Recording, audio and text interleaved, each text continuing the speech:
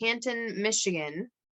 And this person writes in and says, I hired a landscaper to install brick pavers and a sprinkler system late last year at my home. The work has never been completed.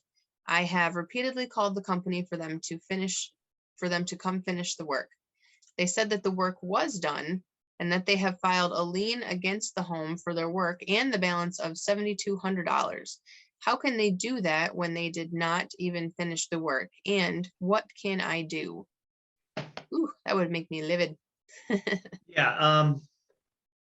If the job is done and it's completed, and the contractor has not been paid, the contractor can put a lien on the property. There's certain requirements, that they have to do in order to put the lien on the property. They have so many days to place that lien on the property from the last day of work or furnishing materials.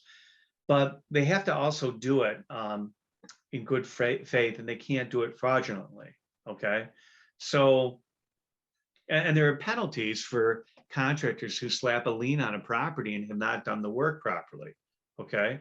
But the only way to remove that lien is you're going to have to prove, you're either going to have to threaten a lawsuit. You may even have to go to court to show that the work wasn't done, or it wasn't done in a workmanlike manner. That means the other party breached the contract and they should not have filed the lien on the property. And so you could possibly sue the contractor for what we call slander of title. All right.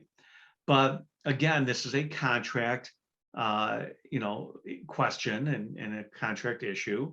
And so both parties have their facts. Perhaps the landscaper says, I've done everything you asked me to do. And the homeowner, had different expectations. Well, how do you deal with this? What does the contract say? Mm-hmm. Okay. I would suggest also that $7,200, while it's a lot of money, I never count other people's money. I mean, you can call me for a $3,000 deal. Okay. But what I would suggest is try and get that resolved between the parties, because if you don't, it costs more money to go to court. But there's a law of diminishing return. You'll be in district court fighting over $7,200. Now, if the damages, let's say these people who are complaining about this contractor, let's say they're trying to refinance, or they're trying to sell their home. How about that? Right. They're trying to sell their home and this lien is on there, and they can't get the lien removed. That's a different story. And the landscaper, if they file the lien in bad faith, well, then there's an obligation, for damages that the contractor can be found liable for. Okay. Again, another rabbit hole. I would not hold up a closing for $7,200. If there's equity there, have the title company hold back the $7,200, get your deal closed, and then go after the contractor. Don't let that contractor hold you up. Right. I know I went down another rabbit hole, but that happens quite a bit. People will call and they're like, I can't close my transaction. I got this lien on the property. And when we find out that there's enough money in the equity to satisfy the lien, I tell the client, put it in an escrow, get your deal closed so that you don't have problems with your buyer. Yes. Okay. Yes. And then you come back and talk to us and we'll work with you in dealing with the contractor. Okay. Mm-hmm.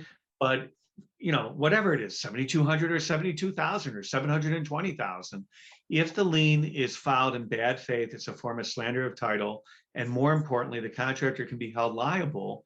There are punitive damages under the legislation, the statutes in Michigan. Okay. Okay.